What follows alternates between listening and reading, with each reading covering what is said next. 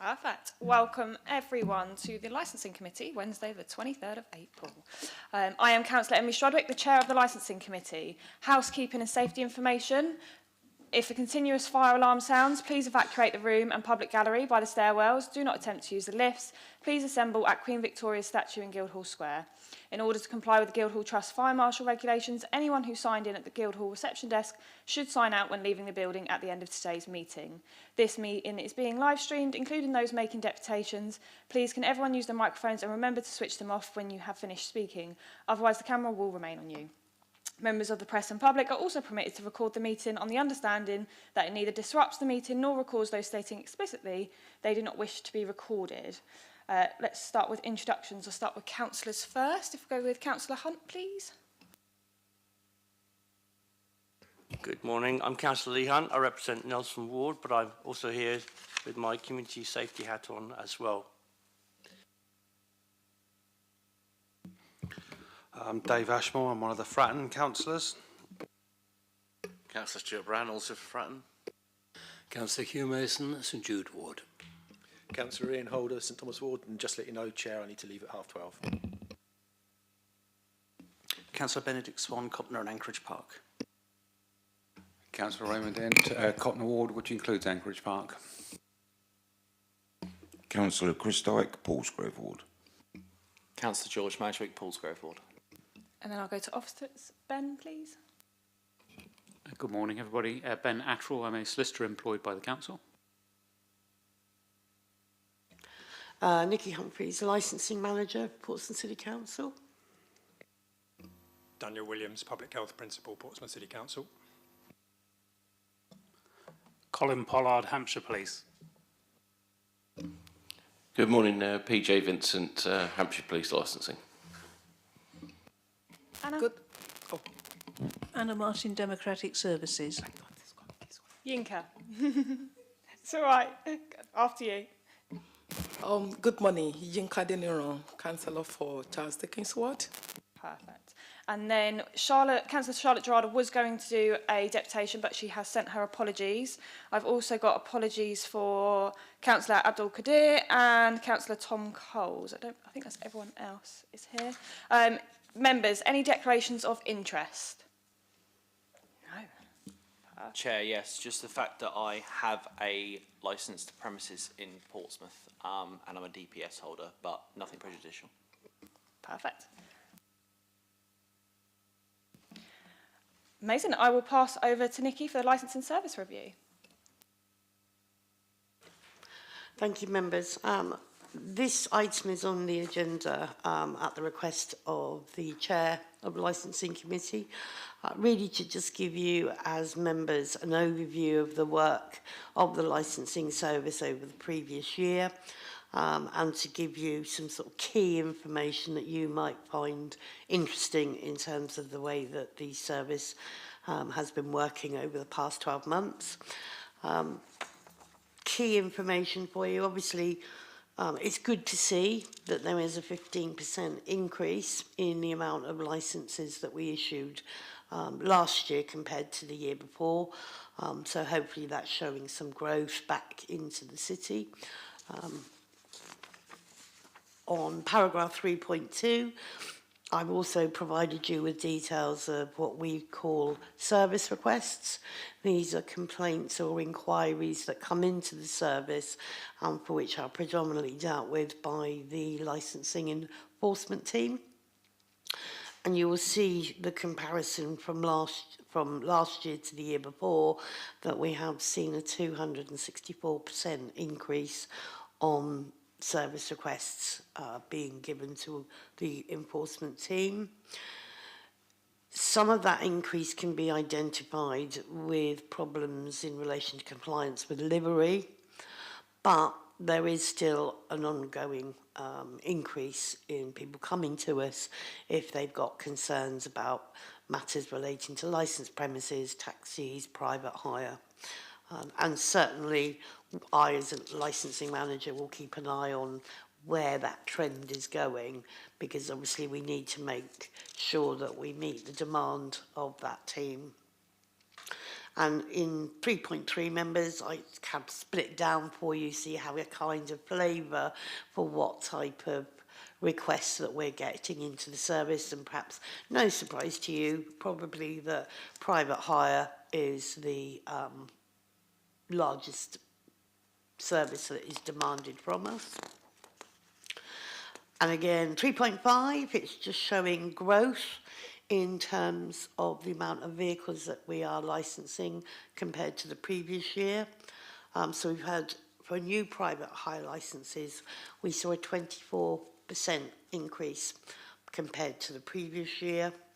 And for driver licenses, we've seen a significant increase in licenses issued. They are a little bit skewed, and I am working with a database that doesn't talk to me as well as I would like it to. And what we're looking at is, you know, that sometimes drivers can have 1-year licenses or 3-year licenses. So that perhaps skews the data to an extent, but we are seeing a demand now for private hire drivers, more entry to the trade, and we are seeing a lot of vehicles that were previously licensed outside of the city coming back to Portsmouth to license locally, which is in itself a good sign for the city. Financially, you ended the year, members, positively in terms of meeting cash limit, and there is a small savings for this year, but again, it's an increase on the previous year. Any surplus is obviously is looked at over a 3-year period to manage the budget more effectively, and that goes into a ring-fenced reserve account, if you like, for the licensing service and the licensing committee going forward. General interest, you had in 3.8, you had a total of 13 subcommittee meetings over the 12 months, and that doesn't include those that we had to plan and prepare for and put on an agenda, and then they were withdrawn at the last minute. These are meetings that solely went ahead. And you are very busy as a licensing committee because you met 5 times last year to determine matters of policy, fee reviews, etc., etc. We mentioned about a fee review. You haven't put your fees and charges up for last year. You know, you can recall that there was a significant increase because you hadn't increased your fees since 2019. However, we are still monitoring. Your cash limit is looking good, but we think officers, it would be prudent to recommend that a report comes to you in a couple of months to look at a fee review, even if it is just looking at inflationary rises. But we would aim to get that to you in the next couple of months. And I'm not going to go through the other highlights because I hope you've been able to see what we've been doing, but it is all very positive in terms of achievements at the service, and I'm very grateful to my team for the results that they've delivered by officers to the committee. So unless there's any other specific questions, that's what we've been up to for the year, members. Thank you, Nikki. Yeah, I just wanted to bring this to people's attention because I think sometimes when, as a chair, you don't realise, it was only when I became a chair did I realise the in-depth of what our licensing team do and what a great job they do. I don't know if anyone's gone in there in January and seen how hectic and busy it is, and there is not a chair in sight just because they're all working so hard, and there is a lot that goes into it. And I also strain this to the private hire vehicle drivers that, you know, it's not just them that we deal with, it's lots of different things. And I just wanted to kind of highlight everything that the licensing team do and how grateful we are and put it on the record for that. Has anyone got any questions for... Yes, Councillor Hugh Mason. I was impressed by the increase in the number of private hire drivers from 744 to 1445. This is interesting. What do you ascribe this to? What reason can you give that they're coming back? The 18. I think there's probably a variety of factors. I think we are now, if I ever say COVID again, and I apologise, but I think we are now seeing ourselves moving upwards and onwards from that awful period of time where we did see everything affect the council entirely. I think in terms of applications, I think we're seeing a drive away from non-local authorities to us. I've been told that it is based on the fact that we are more efficient and quicker at processing applications. I did have a look yesterday at Wolverhampton figures, and drivers are still waiting for licences. They applied in December, and they are still waiting for a private hire driver licence. And we're processing them. It's obviously dependent on external sources because we have to rely on information from the Disclosure and Barring Service and driving assessment. So there's a number of factors that come in, but we are dealing with them, I would say, about six to 8 weeks. So I think, and that's certainly the feedback we've had, that we are able to provide a better service than other persons did previously. So I hope that's an ongoing positive sign, Councillor. Councillor Madwick? I think just following on to that, would it be fair to say that potentially some of the changes in our policy might have affected that? I know that a lot of drivers were really passionate about the 4 to 6 year change, and that certainly opened up the gates to more cars and more availability and more options and stuff, doesn't it? I think that's impacting. I think that the fact that potentially that our fees haven't increased as well is certainly a factor. It's good to see that the overall assurance achieved from the internal audit assessment was satisfactory, and I'm assuming the 2 outstanding tasks for that on the gas committee in relation to the licensing policy and the gambling policy will be wrapped up today, hopefully, and and subject to that being wrapped up today, obviously that means we'll be fully compliant then finally after all this time, which is good. I think, Chair, I've been on licensing obviously since 2021. I love it, absolutely love it, and I think this has been a really positive year, certainly from the trade perspective as well. I think that a lot of us are quite used to having a lot of criticism from our trade reps, and rightfully so sometimes, and they hold our feet to the fire.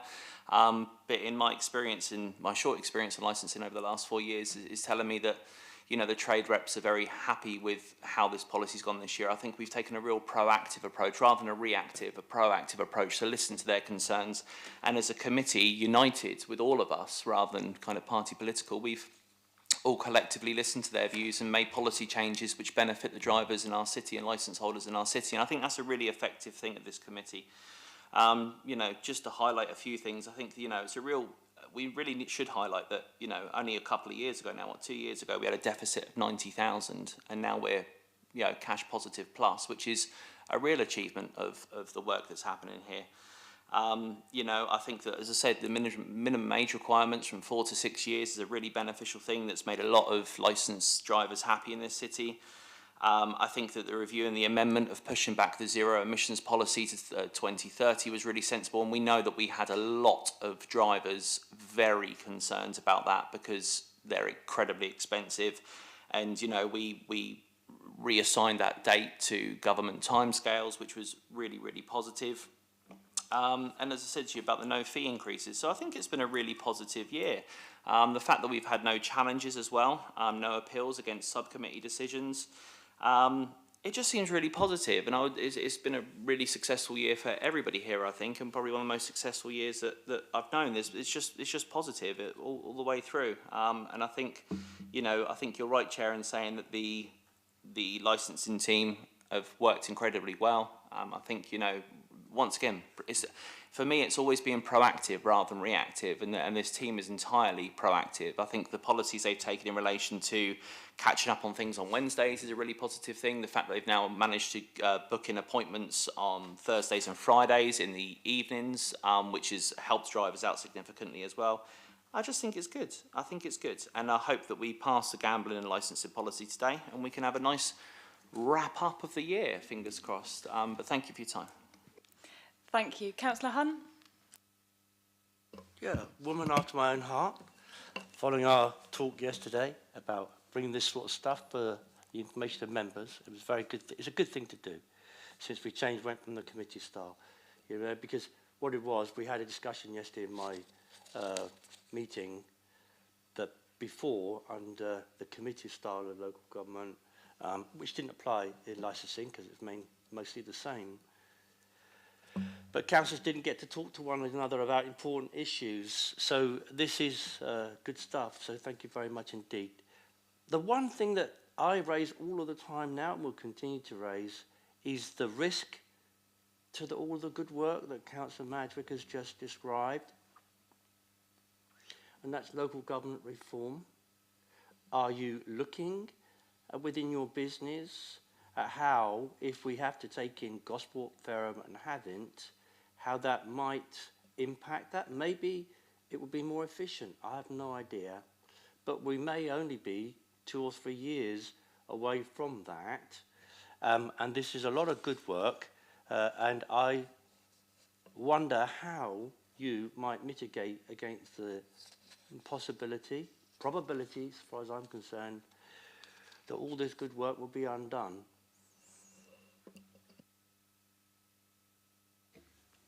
Obviously, at the moment with the local government reform, we're at a very early stage. I can't comment on that as an officer, but what I can say to you is that you have a team with a lot of experience, a lot of knowledge, and whatever comes forward in the future, we would hope to be able to use that and, if necessary, share that information to assist in the new government structure. And it would be an opportunity. It would be an opportunity to share best practice within the region. Members, any more? Councillor Madrick?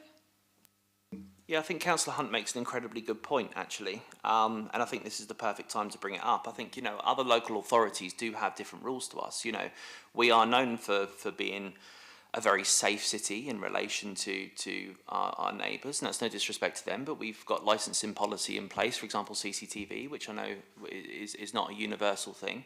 And I think Councillor Hunt makes a very, very, very good point, is that when we combine through local government reorganisation, whose policies are we adopting? You know, what fees are we charging? Do people have CCTV or not? Where are the subcommittees being held? Who has the authority over different pavement licences and so on and so forth? Is it going to be a more delegated matter? Are we going to be lumbered with 200 subcommittees a year because we're adopting so many different things?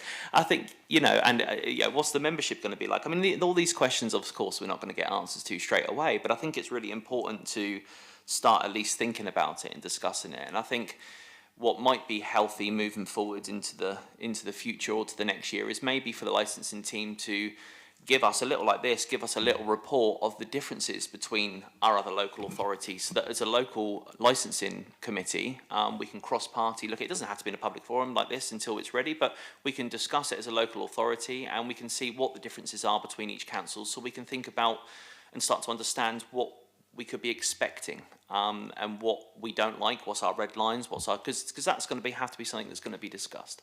So I think Councillor Hunt raises a really, really good point, and I think that we should be proactive on this and start the process sooner rather than later. Also, Nikki, I just thought of something else. Am I correct? It's not in here, but am I correct that the rates of reports in relation to private hire vehicles has decreased in relation to public complaints about gross misconduct within taxis, i.e. acts of violence, acts of sexual violence, etc., etc. Am I correct in assuming over the last year or so that those reports have dramatically come down as well? Because if so, that's a really positive thing. Yeah, I think the policies and strategies that you've implemented have had a key positive impact on prevention of crime, whether that be against the driver or against passengers. So yes, we're not dealing with major issues that affect the safety of the public. Prevention I think, is the key message that you've sent out as a committee in terms of making the city safe. Absolutely, and a complete zero tolerance policy as well against that kind of stuff. So, I mean, obviously you won't have the figures, but has it come down quite a lot? Or are we talking like it's come down a handful, or has it come down dramatically? You know, have you seen a dramatic cliff edge fall off it? Or I think because you as a licensing authority saw the benefits of CCTV in licensed vehicles way back in 2017, you know, we've been able to embed that information and that understanding within the community that you've got those cameras and you're offering that protection. There are still instances that we have to get involved with, but certainly it's far easier to address those issues with the benefits of CCTV being in those vehicles. Thank you. And I think also, as my final point, Chair, it's also pertinent to note, and I thank you for mentioning this, Nikki, is that it is also protecting drivers as well, because I think a lot of this goes unmissed. I think a lot of the times people assume that crimes are happening just towards passengers, and that's not the case. You know, the drivers are victims to assaults and crimes and theft and so on and so forth very frequently, or were very frequently. So you are correct in raising that, Nikki, that CCTV that doesn't just help protect passengers, but also the drivers. But that's all. Thank you, Chair. Members, any more comments or questions? No. Perfect. Well, what a fantastic year it's been. Right, we'll move on now to the Gambling Act 2005. Yeah, we're happy to note that first report. Yeah, perfect. We'll move on.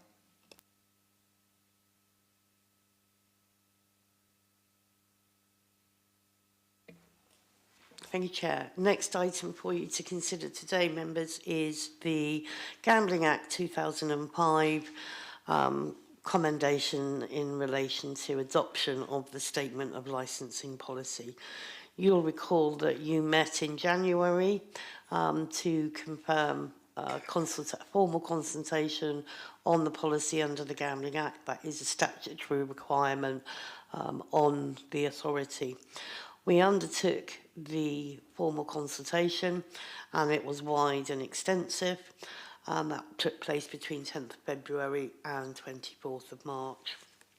So the purpose of this report really is to feed back to you what responses we had, and then obviously the next statutory phase of the adoption of the policy, which is for you to commend the document to a future meeting of council, because the statutory provisions require that full council has to make the adoption final. So I won't go through all of the regulations and why we know, because we did that, you're obviously aware of that from the meeting in January, so I'll perhaps just focus for you in terms of what results and what consultation responses came back. So you had a total of 2 responses that came from Goschalk Solicitors, and that was on behalf of the Betting and Gaming Council, and you also had a response from Luxury Leisure and Tellarius Limited as one organisation.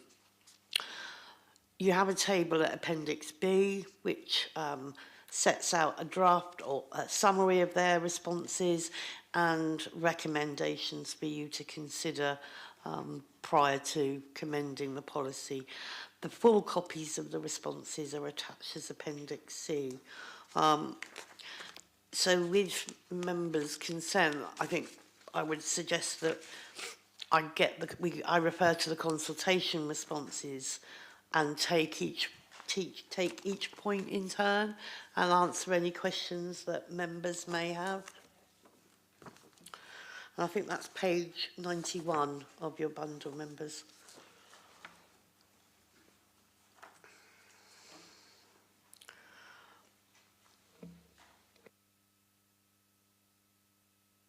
I don't know whether you want me to summarise it or just for members to have a look at the response and the recommendation, and I can answer it. So in terms of the respondent Goschalk Solicitors, they requested a change in wording on the premises licence conditions.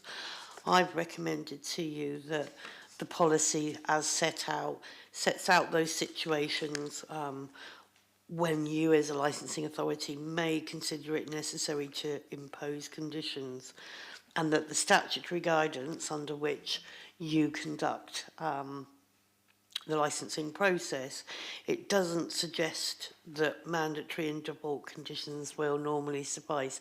They all have their own status, whether they're mandatory, whether they're default, or whether they're conditions that you think on a local basis would be appropriate to employ. So I'm suggesting to you, members, that whilst those comments can be noted, we have regard to the statutory guidance, the primary legislation, and that we retain the current wording as set out in the draft. Members are going to be doing this individually, so before Nikki moves on to the next, are we happy with, so page 91, what Nikki's just summarised, are you happy with them recommendations? Yeah? Well, anyone? Fine. Perfect, Nikki. You can move on to the next one if you want, the section 14, adult gambling. Yeah? Sorry, members. This was a request to consider amending paragraphs 14.4 and 15.8 of the draft policy. And it was just to clarify in terms of when asking applicants to look at measures within their application, that it has to be set within their local risk assessment and not as part of the overall application. So really, it still has the same context, but it's putting it in balance with it's under the local risk assessment that those considerations should be made. So it's, I suppose, clarification. It's a clarification to the policy. Members, are we happy with that recommendation? Perfect.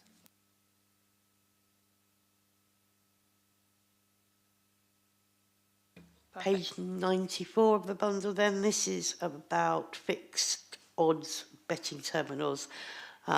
Oversight on my part, members.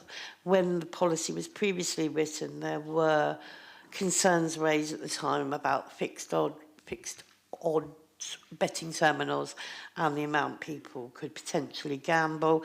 That was addressed through legislation to reduce the amount of stakes that could be utilised with those machines. So the recommendation is to remove that reference to concerns because legislation has addressed that nationally. Members happy with that recommendation? Yeah.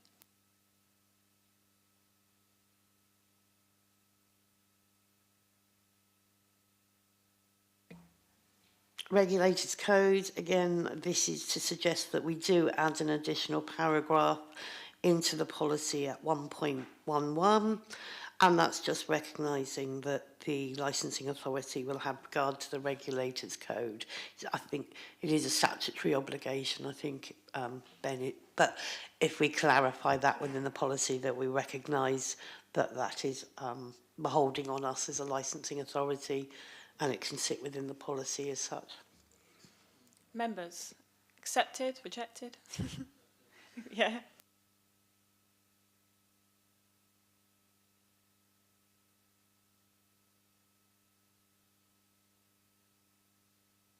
We've got two more, haven't we, Nikki? Yeah. A bit longer for the next one.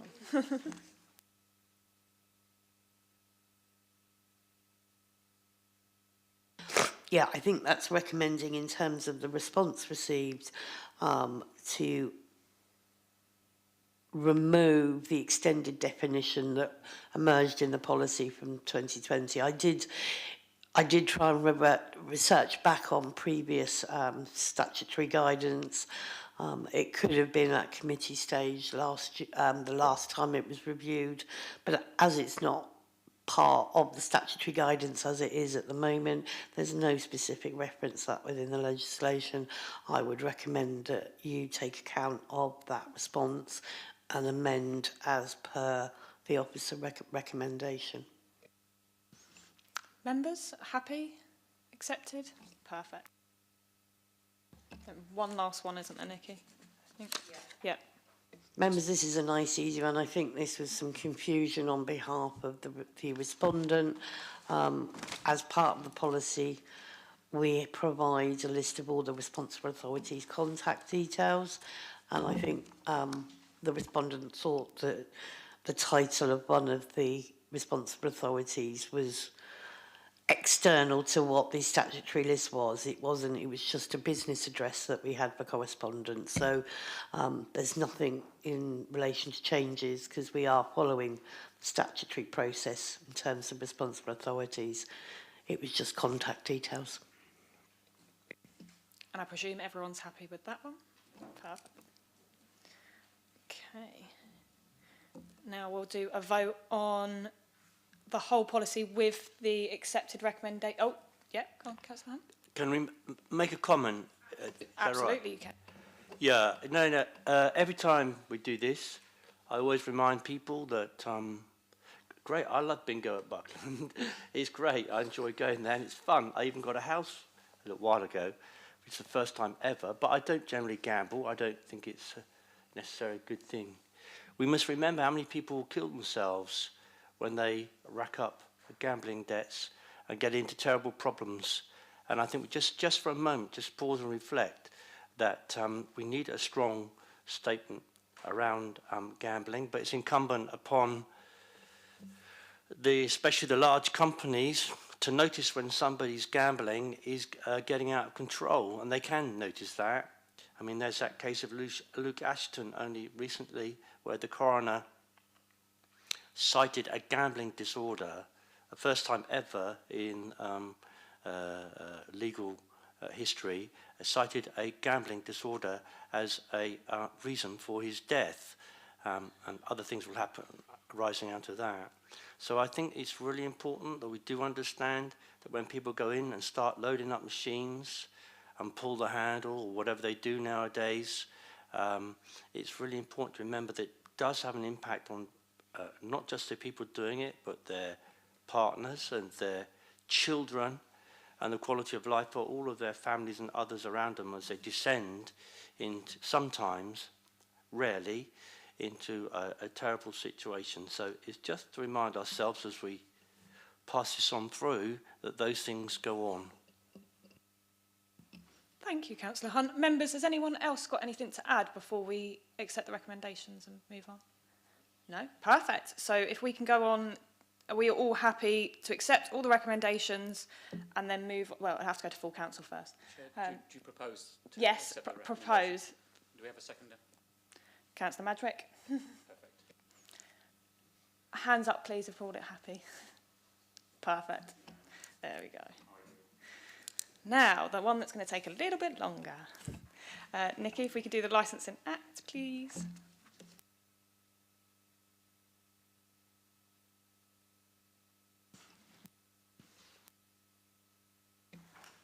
Members, before I present the report, or I'll present the report and make note that there are some grammatical adjustments that need to be made.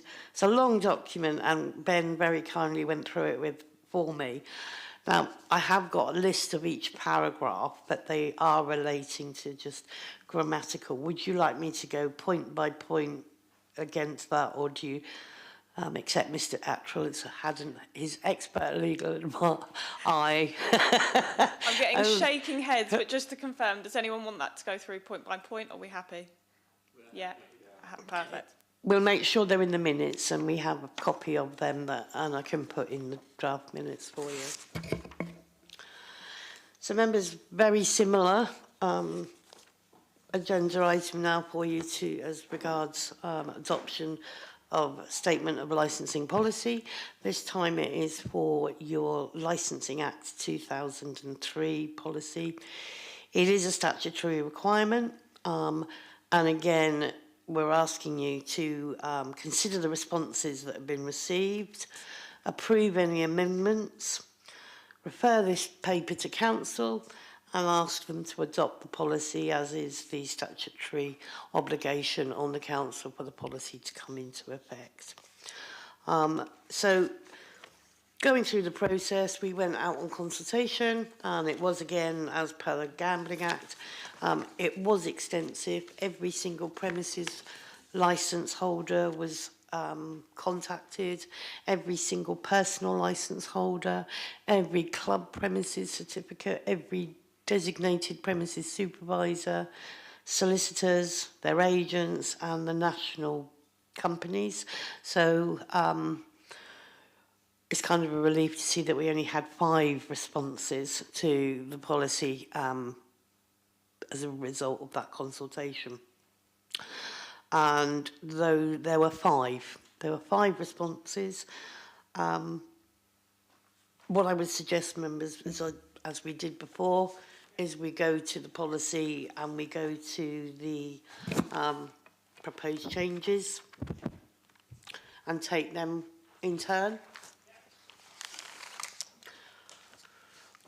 Oh, and I should say, I know Daniel introduced himself at the start of the meeting, but Daniel's here in relation to the response you've received from Public Health, and he can, either if you want him to expand, or he's here to answer any queries that you may have in relation to the Public Health response.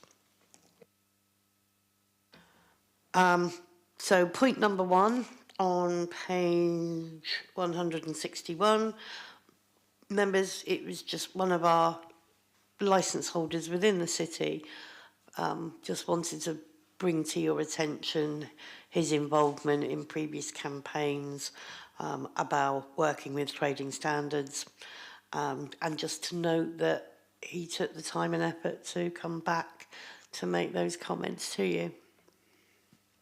I'm happy to note, everyone happy to note that? Perfect.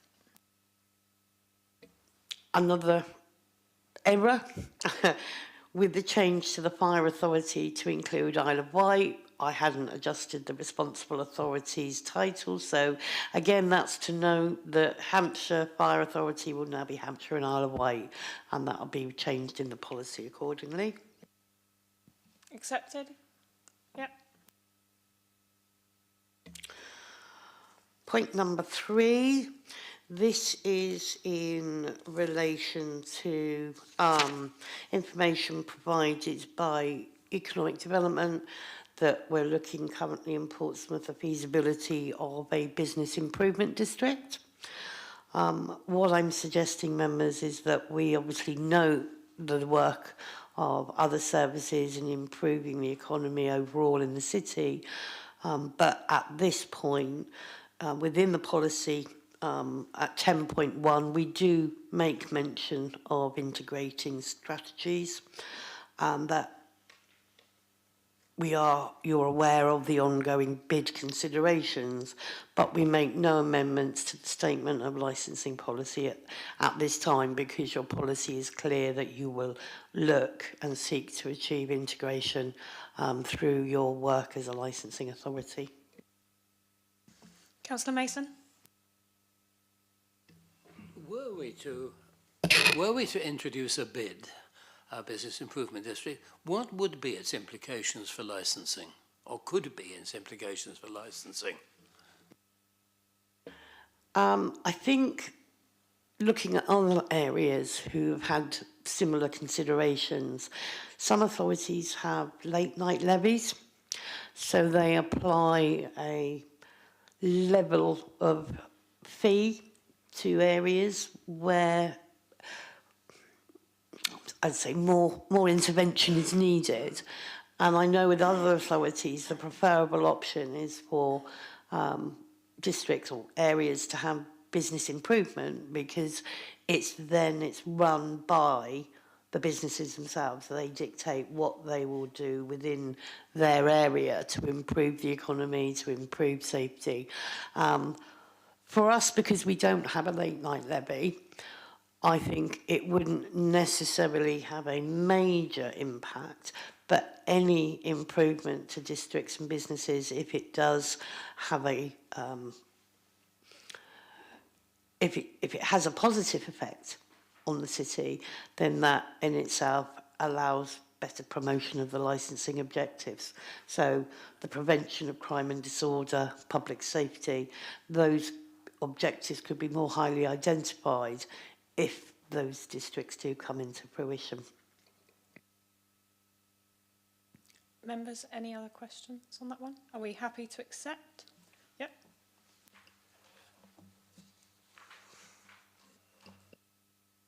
Right, we go on to the third respondent now, which is public health and community safety. It was a combined response. There was mention, this is just on point 4, just for the committee to note, there were some concerns raised that it wasn't shared with the Director of Public Health, but the consultation was sent to all of the nominated email addresses, and it just appears that its prominence perhaps didn't reach the channels it should have done in best amount of time. But it's just to note, members, there's no recommendations arising. Happy to note? Yep. Point 5. Again, this is public health advising on the positivity of the policy and the protections it can bring. And again, the recommendation is to note the narrative provided. Members, happy to note?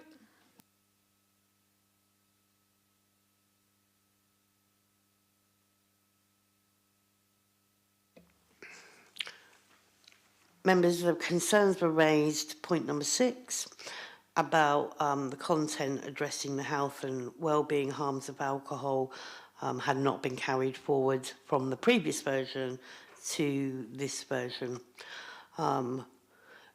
To clarify, the policy that you are currently considering and looking at recommending adopting today has been redrafted. The policy had grown, previous versions of the policy had grown and grown and grown, and incorporated a lot of information that was still within the statutory guidance, but wasn't necessarily relative to the statement of licensing policy. So really it's just saying that in terms of what we've done, it doesn't make the response any less, or doesn't make the policy any less important or pertinent to matters relating to alcohol and health. It's just sort of fine-tuning the policy to reflect the statutory guidance recommendations for what's in the policy. All of the matters that are referenced are still within the statutory guidance, and the licensing authority, and sitting as a panel, as a subcommittee, would have regard to that guidance when making any decisions. Members, any comments? Oh. I think I'd like to hear your opinion on this, if that's okay, in relation to, because obviously whilst you're here, it would be great to hear your opinion on this point and whether you think it's pertinent or whether you think the officer's recommendation is suffice. Thank you, Councillor. Well, Nikki and I are developing our working relationship. This is a new policy area for me. I've just picked it up, but the comments that we submitted were collectively... Can I just get you to come closer to the mic, because I think... Sorry. That's all right. The comments we submitted were collectively the Director of Public Health and the teams. We recognise that at the moment there isn't a 5th licensing objective, as there is in Scotland, of health as a licensing objective, until such a time. We obviously want to work with Nikki and her team to do the best we can to represent the public health angle on the licensing objectives. So just confirm you are content with the licensing's recommendation on this policy? Yes, I think what Nikki has done is incorporated some of the comments we've made at appropriate places within the document, and we are happy. Yeah. Perfect, thank you, Chair. Members, any other comments? Are we happy to accept? Perfect. Point 7, I think Daniel just covered that with you anyway, but it's just to note that we still have 4 licensing objectives. Health hasn't made it to be a 5th licensing objective, and that we note the narrative around that. And any amendments to legislation, it will need legislative changes in order for us to have a different focus on those objectives.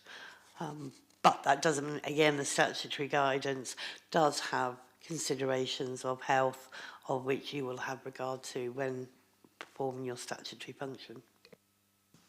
Members, any questions, comments? Happy to accept? Members, the next one, lost the number. Cumulative impact areas. Oh no, I've switched. Hang on, no, I knew. I've got my papers. Multi-agency tasking and coordination group. They're getting... We're making Nikki do a lot of talking today. I ran out of staples. So all the papers loose, I do apologise. We've talked, and I think from Daniel's brief narrative there, that there was a suggestion that we set up a multi-agency tasking and coordination group to look at individual applications. Daniel and I, and what I'm recommending in the report is that could be quite burdensome with the timescales that we have for dealing with licensing applications.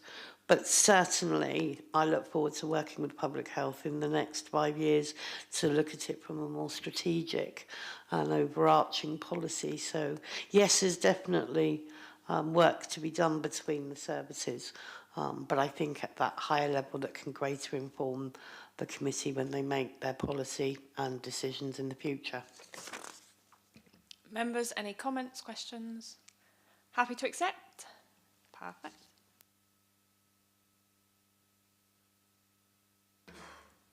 Now I'm on number 9. Cumulative impact area. Public Health have made reference to the retention and are comforted by the retention of the CIA in Guildhall Walk. Reference is made generally about problems with higher density licensed premises and locations. And I think there is a reference to Albert Road. Members, you are dealing with that separately on the agenda today. And just to note the views submitted by Public Health in relation to cumulative impact. Councillor Hunt, we Thank wake you up. Yeah, with that wry smile. So I got a couple of questions. So earlier on you told us that there'd been a 15% increase in licensed premises across the city, and that's to be welcomed, in your words. But that's 15%, but not a Guildhall Walk within the CIA. So it was 15% of the overall work of the licensing service, so not just focused on Licensing Act, it would go across the whole regime, taxis, private hire, pavement licensing. I see, a 15% increase in the workload. Yes, Or yes. I beg your pardon, I am so sorry.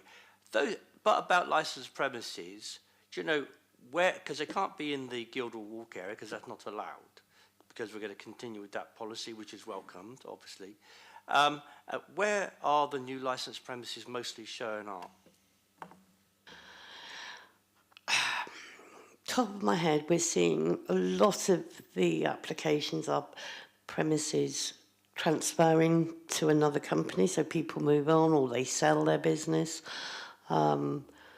New premises, we're not seeing, we are seeing shops, convenience stores, but we're not seeing a major increase in licensed premises. It remains pretty static, Councillor, in terms of the numbers overall of licensed premises in the city.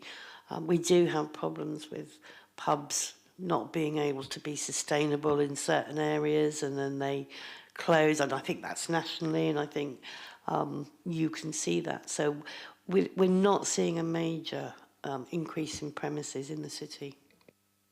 All right, so I'll cut to the chase. I'm surprised by the comment because of deregulation in planning terms, shops and offices can change willy-nilly to almost anything, including vape shops in North End, which is a big problem. And in Southsea, you go along now and I look at Albert Road in particular and to Elm Grove, and you see so many shops that used to be shops but are now bars.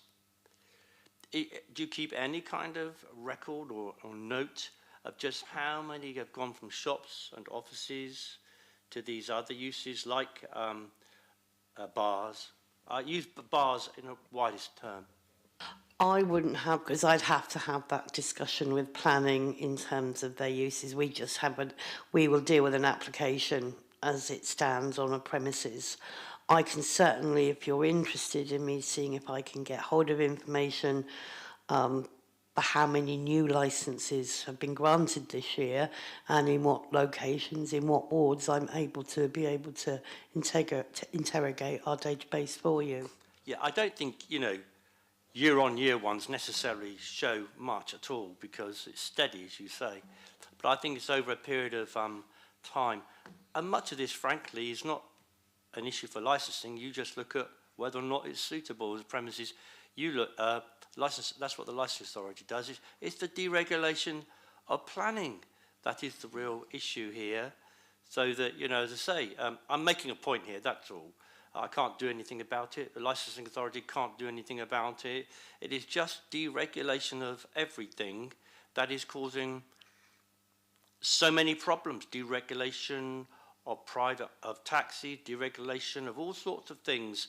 Some people welcome it, of course. I understand that. But the question is, when does it go too far? And when does it start knocking back, particularly when local authorities and the police don't have the resources to do too much about it. So, for example, in vape shops, I know it's not for this committee, but vape shops, the trading standards officers here are doing a brilliant job. But there's just so many, and we saw a documentary on TV recently, and with the things that go on there. So I'm just making a point that planning, deregulation, and licensing are all having an impact on the community safety and the ability of people to go out and enjoy themselves safely in the evening time. Sorry if I went on a bit. Absolutely fine. Nikki, do you have any comments? No? Fine. Any more comments on the cumulative impact area? Happy to accept that.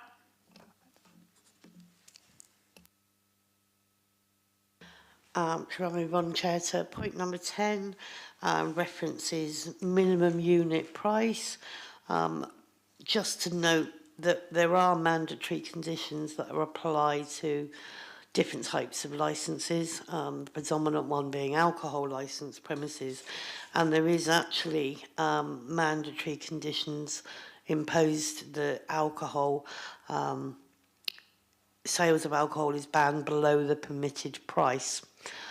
So it is kind of like, it is kind of like a minimum level, and say that is statutory, that is mandatory, applied to any alcohol licence premises, and Appendix B of the draft statement, it's page 27, that condition is in that document, so you can see how that formula is worked out and how licensed premises selling alcohol have to comply with that condition. Members, any comments on that? No? Accepted.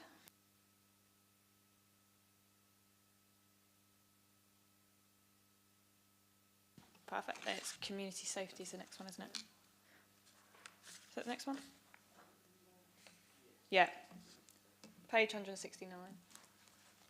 Yes, members, no, I'm turning over the pages quicker than I should be. I do apologise. Point 11,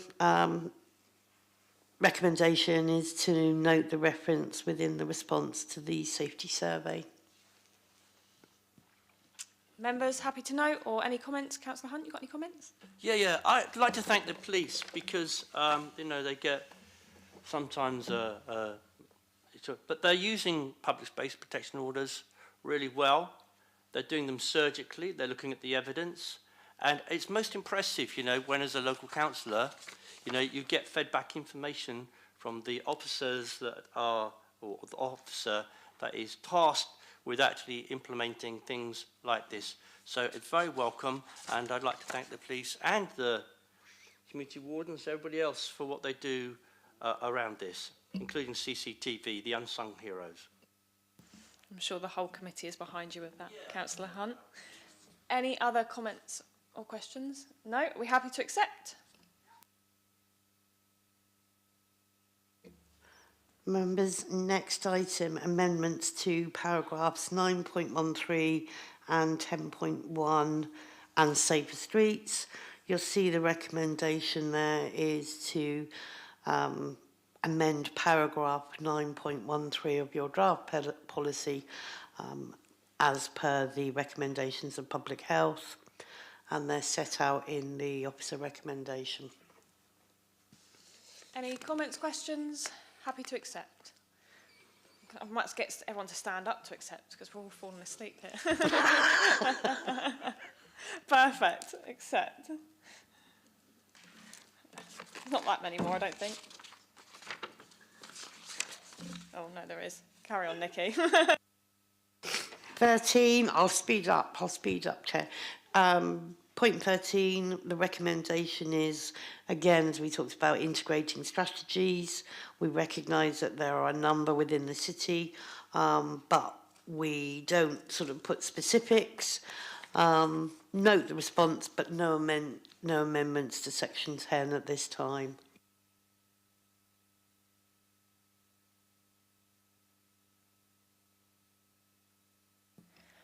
Members happy to accept? We are on 13 children, aren't we?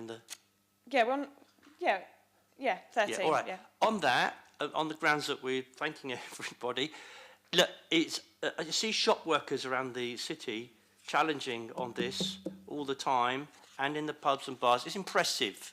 It is impressive to see, and they do it regularly. And I'm not saying I'm in bars and drinking alcohol all the time, but it is impressive. We've got to thank them too for the work, and the licensees for the work that they do around this. Really important aspect, you know. What is it that they have to check on? Is it under 23? 25. Under 25. I get checked all the time. Members happy to accept? Perfect.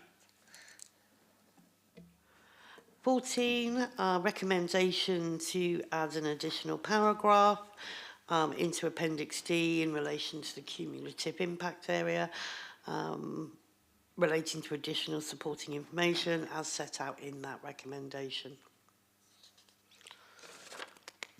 Members happy to accept? Oh, Councillor Hugh Mason. You're talking about, on page 173, you refer to weekly debriefs with all partners. This strikes me as worrying that it should be necessary to be so frequent that you have to have these debriefs. Would you comment, please?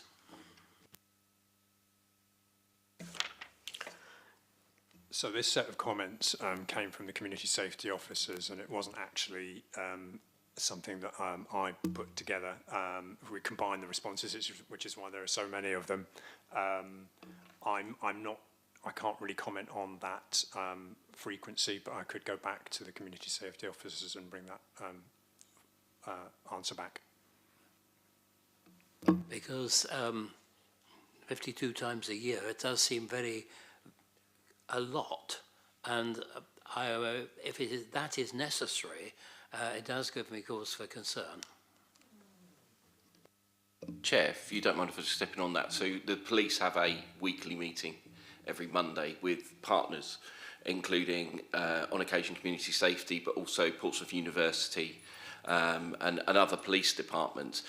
It's a 15-minute meeting, and it's a debrief of what's happened over the weekend, so any missed opportunities, if there was anything that we could have done better. The street pastors are on that as well, so it's actually a really good source of intel for us. So I understand what the councillor's saying, but for us actually it is manageable. We do it every Monday. It's 15 minutes on a Monday. So thank you for that explanation. Proactive as always. We happy to accept that? Yep. Yeah.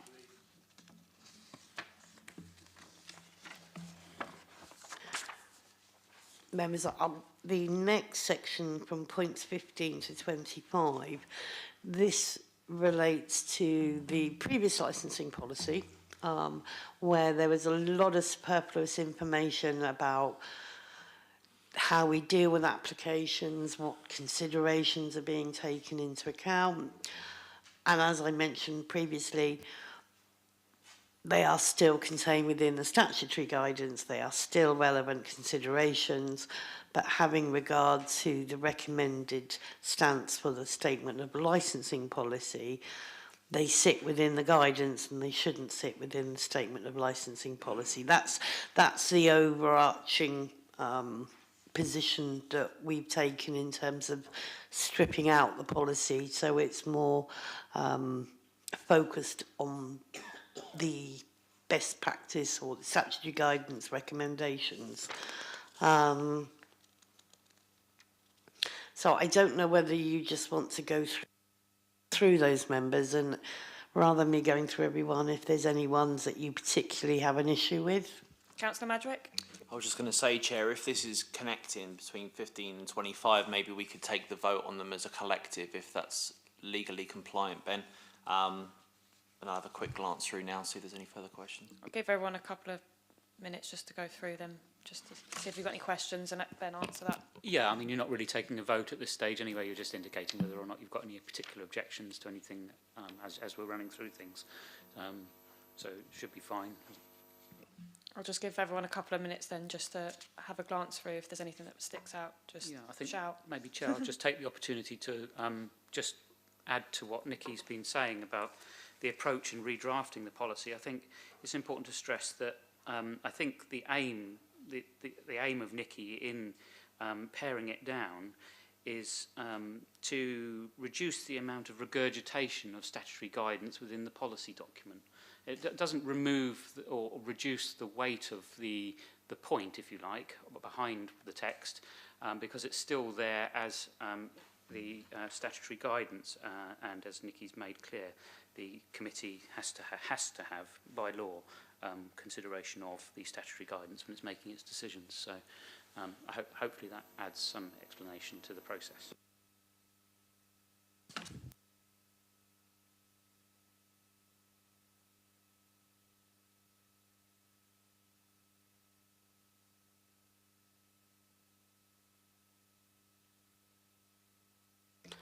Members, there are some, as you can see from reading through, there are some recommendations in relation to information, general information or factual information that relates specifically to Portsmouth and from a health perspective. So there are proposals within there to add that reference as a greater awareness for applicants in terms of the city when they're making applications. Members, has anyone got any questions, or do you still want a few more minutes? Everyone okay? Yeah? Okay. Are we happy with the recommendations? Are we taking recommendations 15 to 25 as one vote, Chair? I was just trying to look at where it started. That's so thank you. So 15 to 25, isn't it? Yes. Are we all happy? Yeah, perfect. That was easier. And then we got the final one, which is 26, which is down to the councillors that brought that feedback forward. It's about Ask Angela, Nikki, if it makes it a bit easier. That's all right. I know, so I thought I'd try and point it out quicker. I think, members, this is actually the final point for you to consider today. Probably one of the most important in terms of recognition of initiatives and schemes within the city. It was raised by Councillors Strudwick, Councillor Sanders and Councillor Gerarda in relation to initiatives that are happening in the city and are being positively embraced in the licensed trade, particularly in relation to violence against women and girls initiatives. And the recommendation to you is that an additional paragraph is added to your policy under integrating of strategies, subheading of a heading of violence against women and girls initiatives as set out in that recommendation on 26, and it would become 16.6. So it's really, yes, it's adding specific reference to national schemes such as Ask Angela, as you've heard of previously, and it's been in the press recently, but it's also recognising the local schemes that the community safety and other partners and agencies are providing, such as We Stand Together and Safer Streets. Members, any comments? just one. Yeah, I'm welcoming to see this because I think the more that people can see that a council as a whole is stood against the violence against women and girls, I think is a good thing, and it's good to see a mixture of different political strands have come together and said that as well to really emphasise that. So yeah, no, I really welcome that being in there and being a large part of our statement that we'll stand with them. I'm also really pleased that there was checks and it's already being implemented by a lot of the premises around, so it's great to know that it's already working. And me and Nikki have spoken about it, and the problem is you can't say exactly the scheme because it will have a different name in a couple of years, but it's the same theory, and it's just obviously keeping everyone a lot more safer. Members, any other questions, comments? No, we're happy to accept. Beautiful. Wow. Okay, so I'm going to propose the adoption of statement licensing policy. Have I got a seconder? Yinka, thank you. Chair, just to add, the only other thing is subject to the changes that I've proposed to Nikki, and just by way of reassurance, they're just mainly typographical or grammatical, or just very slightly changing the emphasis of things. There's nothing that should be of any controversy, just to reassure members. Councillor Magic, are you happy with that? I know you're a bit legal. You like to pull the legal card. It's a really strange statement to make, isn't it? No, you know I don't like the term minor amendments in any policy because it doesn't give any kind of legal definition, in my opinion. But I think the legal advisor Ben has made very clear what exactly he means by that, and I'm content. Thank you for your consideration. Perfect. As it's been proposed and seconded, are we happy to vote? Are we all in agreement? Hands up. Perfect. To be a pain, I need to take a comfort break of 5 minutes. I should have gone before I came. So I'm just going to say... I did see some hands didn't go up, Chair. I'm sorry to be God, picky, hands up. but any against? No? No. Okay, perfect. Thank you. Unanimous. I'm distracting. Perfect. So if we can say 12:45, is that all right with everyone? Perfect. Thank you.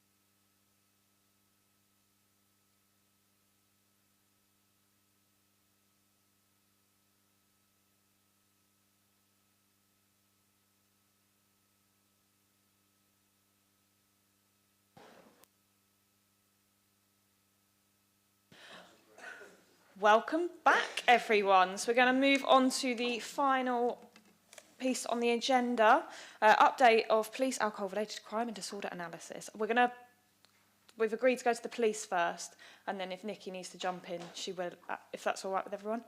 Perfect. Thank you, Chair. Thank you, members. So after our last meeting and the conversations that were had with members, we've gone back and been a bit more intrusive in the figures that we were looking at for the Albert Road area. Just the overall read, we've looked against Guildhall Walk as part of our analysis being the existing cumulative impact area. Having looked at the figures and the numbers involved and worked closely with the council licensing team, sort of all crime in Albert Road came out around about 354 incidents. That's based on our nighttime economy crime recording that we have as a licensing team. To put that into some sort of comparison for you, Guildhall Walk area for the same time period had 657 incidents. I've then looked at the size of the areas and a bit of comparative study between them, and the footprint of the CIA for Guildhall Walk into Commercial Road. I think I said it's about 1.9 kilometres long. 1.9 kilometres squared, and I think it's about 3.9 kilometres squared for Albert Road. So it's a much bigger area with our reporting with significantly less crime. We've had some feedback from the premises within the area who saw the minutes of the last meeting, had some concerns around a cumulative impact area and discussions about Albert Road. It actually came up at the Pub Watch group. And having spoken to them, they've highlighted issues to us that we weren't wholly aware as a licensing team regarding some of the residents in the assisted living accommodation and some of the complications that that's brought for them in terms of they're not customers of those businesses, they don't use those businesses. However, we have had instances of crime and disorder which are directly attributable to one premises. I won't name that premise because it would be wrong for me to do so, but one premise in particular. So that then reduced that figure down further. So those 31 odd incidents that are directly linked to that premises, I've removed. When I'm looking at the figures and I'm looking at our nighttime economy, the number of thefts for us, although it is relevant as a crime for the police, so please don't misread that, but in terms of nighttime economy, it's not something specifically that we would look at as a marker or something that we would say is a key factor in things. We are looking at violent crimes, sexual assaults, public orders. So from our point of view at the moment, we are doing a lot of work within a corner of Albert Road to tackle existing problems. Your cumulative impact area would give you as a committee the power to reject any applications should they come in. However, at this point in time, we're critically looking at any applications specifically within the Albert Road area. And I don't like to say this very often, but as your experts in crime and disorder, at this point in time, we feel with the measures that we're putting in place, the work with the local authority, the community safety team, we would like to be allowed to continue that work at this time. And if there are further concerns going forward, then we could always return and discuss cumulative impact area again. I'm happy to take any questions. Thank you. Could you just add some information on what you would be doing before a CIA is implemented? Because I know there's lots of talk, there's a lot more that can be done. Could you just explain what them steps are, please? Yeah, absolutely. So as your police and council licensing team, so we daily we are looking at any incident that happens in Portsmouth that is attributed to licensed premises. So for example, this morning we might only have 1 or 2 incidents. Over a week, a bank holiday weekend, we could be looking at 30 incidents that we are directly involved with. Either someone's been in a licensed premise or directly before, or it's linked to and there's been an incident there. We will assess those incidents, and where needed, dependent on severity, we will go and visit. We'll certainly make contact with those premises. So we do that routinely anyway. When we're looking at a specific area where we've had issues, we will be digging in deeper. So we will be visiting the key premises within that area. So we won't attribute it to one premise. We'll actually deal with that premise, the premises together. I think there's 7 or 8 at the moment that we are engaged with. We'll explain to them about our concerns within the area and what we would like them to do. We'll suggest implementation of not conditions, not by condition, but we'll look at improvements for them as a business. So what can you do to make things safer? It can be as simple as having someone on an exit, a secure SIA guard on an exit, asking people to be quiet. Now, on the whole, that doesn't generally work in the same way that signs asking people to be quiet doesn't work, but it's something that we would consider. We would look at the use of scanning IDs on entry, because actually we know that's a big deterrent. People don't want to know that we would have their details and that we could investigate crime with them. We will meet with the local neighbourhood team and we'll be in discussions with the local authority. We're in conversations with the local inspector for the area as well. So as part of that, we've increased our footprint of policing in that area and our key nighttime economy times. So we have additional officers now within Albert Road, which will cover that on a Friday and a Saturday and over bank holidays to Sunday as well. We look at, we were talking about the VORG training, we look at the We Stand Together, with which the local authority are managing. So if we identify a premises where we've had a sexual assault, we will contact that team, say, we've had an incident here, we've made contact with the venue, would you be able to go in and do some follow-up training? So at the moment, I suppose we're at our education stage. We are just trying to see how that's going to filter out over the next couple of months.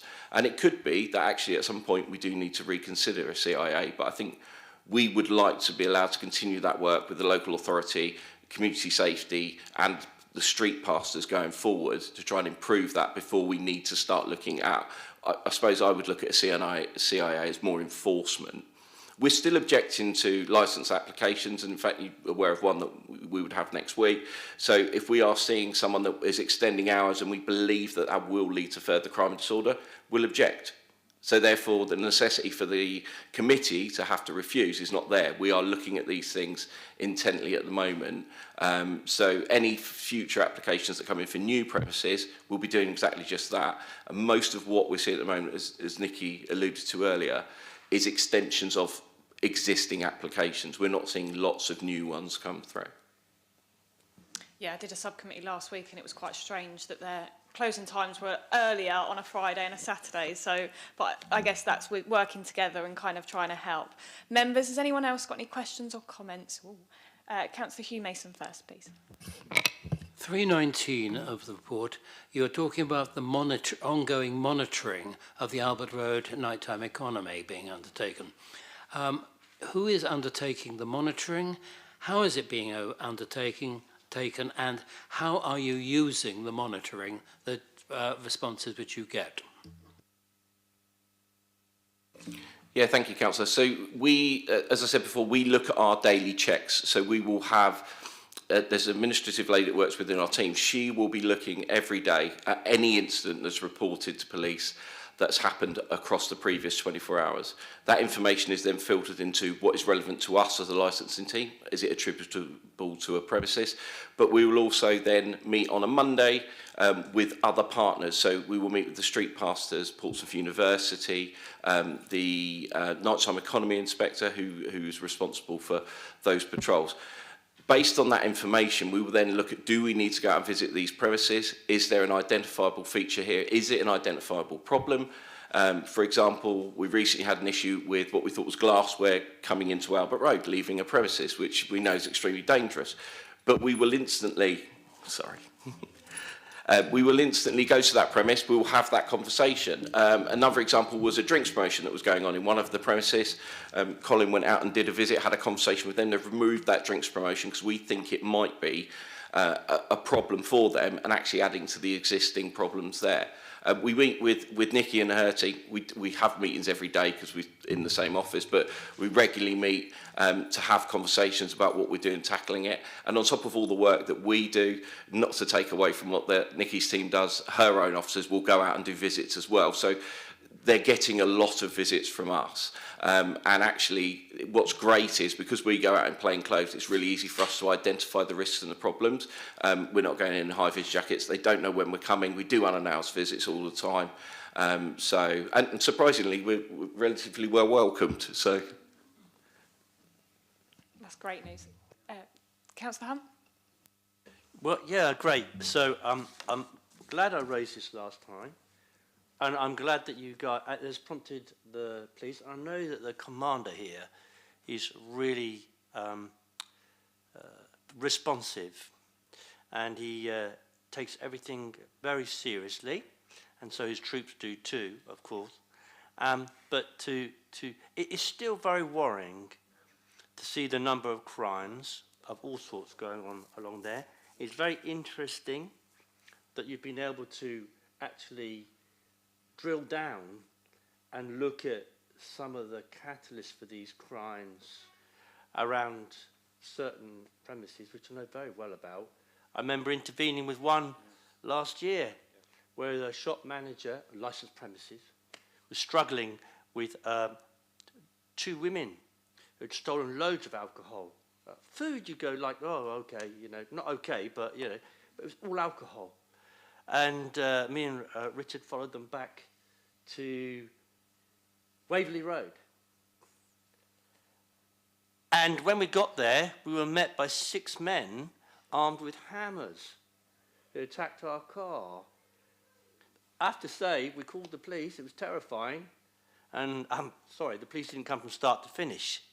So this always leads me to the issue about reporting crimes. Like I said last time, Guildhall Walk has got a big presence, a lot of CCTV, and again, Richard and I intervened to save 2 men at different times, being pummeled, absolutely pummeled, which prompted me to talk about what was going on there. And those guys were in a lot of difficulty. If we hadn't stopped, they'd been really seriously hurt.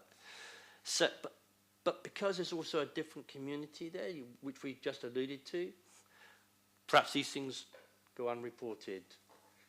So that you can always, statistics can say a lot of things, but underreporting, I think, is probably greater in places outside of the CIA at Guildhall Walk, I suspect, and including North End, which was brought up last time. I think what I'm saying is I'm very grateful for this microscopic look at what's going on there, and I'm reassured by what you've said today. Thank you very much, and indeed what Nikki's team are doing. And I was going to say here, no, I really want a CIA. that would have been my view before I came here. But listening and reading, it's obvious that you have not sent it away, and it's in the front of your mind, and that you have said, I did listen very carefully, that you see CIA as a form of enforcement, because it does, because it prevents all those new premises, licensed premises, which might tip the balance and overwhelm resources altogether. So we have to be very mindful of those things too, but deregulation around planning is also an issue on that. So yes, I'm content myself to take your advice and your professional expertise and to go along with what you've said. And I presume, Chair, that you might say to them, we'd like a report or something back maybe in a year's time, something like that. Might you suggest that? I am just going to quickly jump on your point, though, if you're right. finished. Just because I had a conversation with the premises licence just yesterday, actually, and about reporting crime. And they were quite concerned about reporting it because they didn't want it to affect their licence. I don't know if there's work that could be done to kind of encourage them to still report it. Yeah, I'll come in on that. Thanks very much, Chair. Most of the licensed premises in Portsmouth will report crimes and incidents that come in.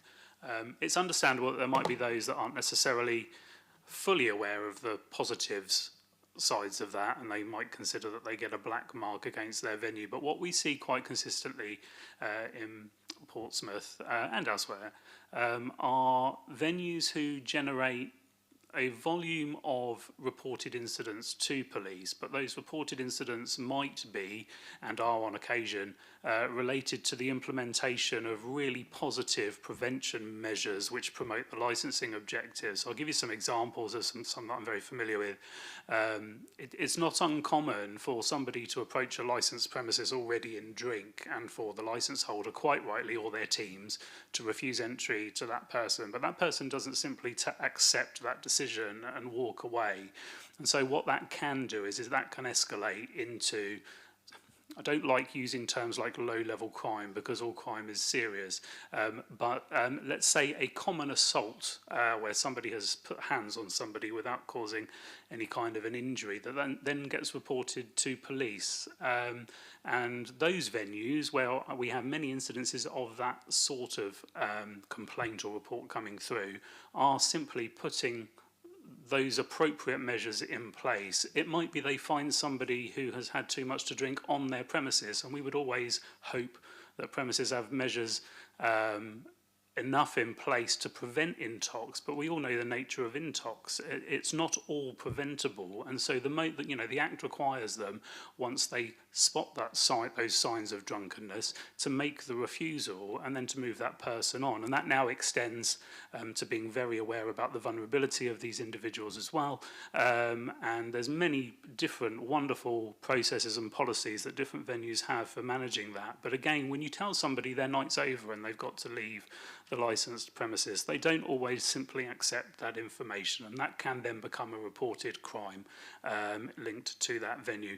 That is probably the highest volume of the type of things that get reported. We do have much more serious things from time to time that happen, and they're the sorts of jobs that we will pick up after those weekends and through our interagency meetings. And that's where the engagement begins. That's where the learning as to what's gone wrong, what could have been done better, where were the opportunities to prevent what's been missed. And we start to give those venues some advice with what they can do. But at the same time, we have to praise them for still reporting those smaller crimes that are related to them implementing their measures.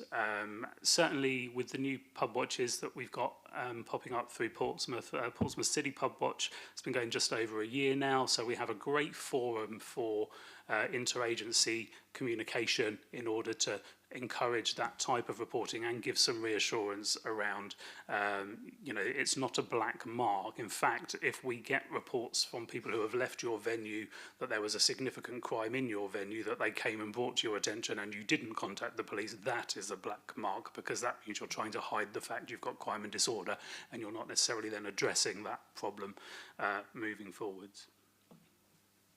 Thank you. Councillor Madrick?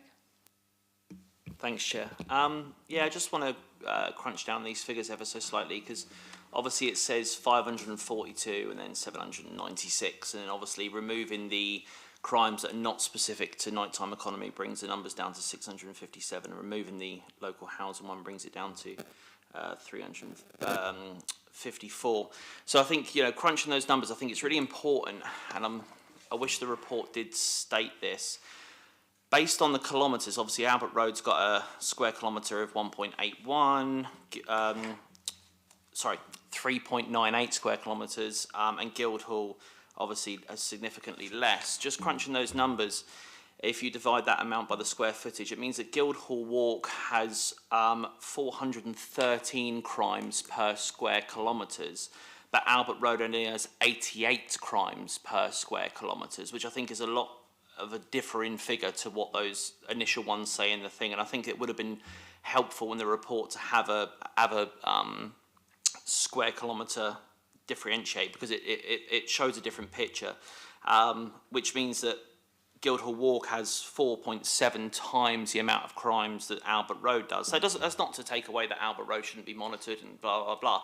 But I think it's really important to note that, whereas the table kind of shows a disparity of like 200, which makes it look close or comparable to Guildhall. When you combine it with the square kilometre space, the amount of licensed premises on that site as well, you can clearly see that there is a larger disparity between the two, which is positive. Obviously, that's a good thing for Albert Road. As saying, it shouldn't take away from people monitoring it, and I do agree with Councillor Hunt that we should review it and probably review it next year.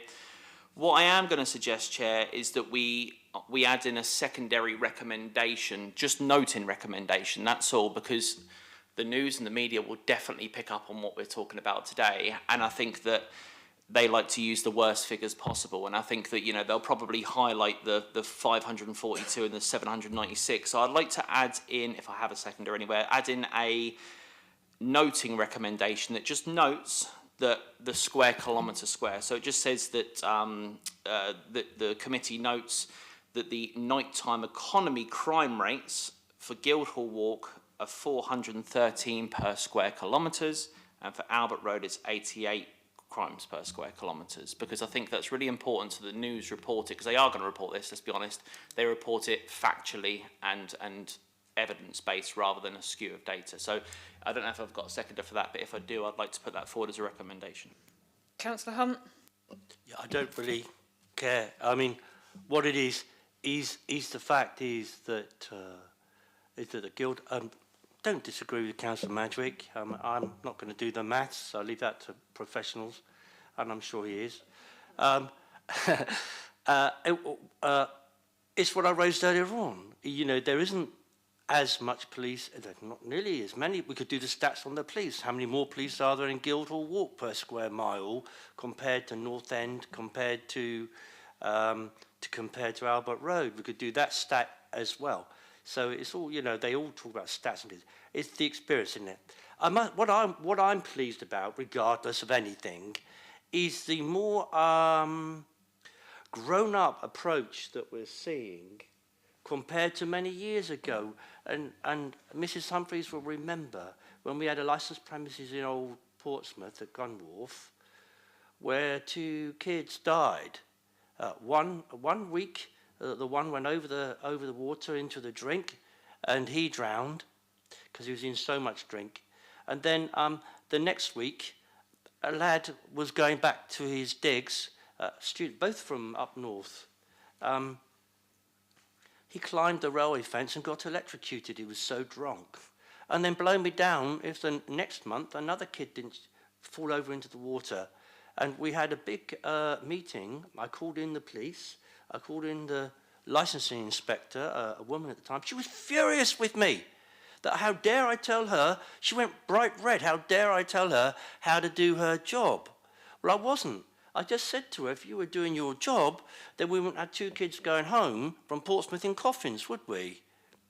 So it's really important that we don't argue about statistics and per square mile and goodness knows what. It's what happens. It's the business as usual. It's making sure people are safe. So talking about these things is really important so that young people can go out and enjoy themselves all of the time and have a drink safely and go home safely, and that women too can have the confidence in well-lit streets and so on to enjoy themselves as well. So I don't care about the statistic lies and damn statistics or whatever it is. I care about the experience that people have, and if it's 88 per square kilometre, I don't care. It's what people experience and how safe that they are. So I'm quite happy to second it if you want. Councillor Mason. The comparison between Guildhall Walk and the Albert Road Elm Grove area is interesting, but there is one thing which must be borne into consideration when we consider the difference in the density of crime and public order offences, which is that Albert Road is a residential area. There are people living above the shops in Albert Road. There are people living within very close proximity to the Albert Road who are affected in a way in which they are not in the Guildhall Walk area. Councillor Adeniran. Yes, thank you, Chair. My question, please, I just want to make inquiry more, because I know this is worrying, it's very scary, especially in the Guildhall area. But I know this is for last year, 2024. But what can you say now? This is April. In the last 4 months, can you say it has been reduced in number, or is it the same, or is it even going worse? Thank you.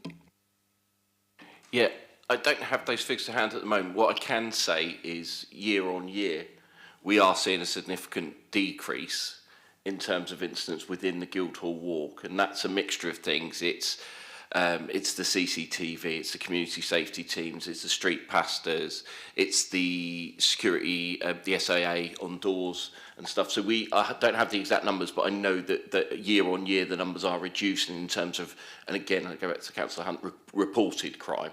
So, but because of the visuals that we have within Guildhall, the majority of crime does get reported, I would say, in the Guildhall Walk nighttime economy, whether that be by door staff at venues, whether that be by the CCTV operators or the additional officers that we have out.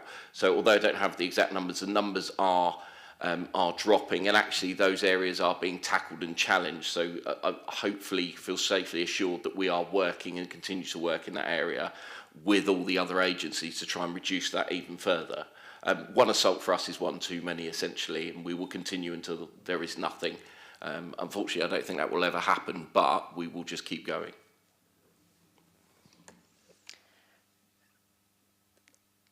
Sorry. Does anyone want a second? Oh, Benedict Swan, sorry, go on. Yeah, I'm happy to second. It seems reasonable to me. Because I like figures. That's what we normally have to go off for this. So with the addition to what Councillor Madrick and seconded by Councillor Swan, are we happy to add that as the noting of the square footage for more transparency? I've made my point that there's more police officers in Guildhall Walk than probably anywhere else at that time of night. Does sound like they're working on it though, Councillor Hunt. Perfect. Are we all happy to note this report and then bring it back in a year's time? I mean, I might not be chair, but I hope they bring it back. No, it's not on there at the moment. It's just the recommendation for the information. So I can add that as a recommendation to bring back in a year's time. Yeah, I'd like to second that, if that's all right. Perfect. Thank you. So just for clarity, Chair, the 3 recommendations we're now voting on is noting the report, adding in the square footage, and bringing the report back annually until further notice. Yes. Perfect. Hands up. We all happy? Perfect. Unanimous. Unanimous. Amazing. I will close that meeting at 1:15. Thank you, everyone.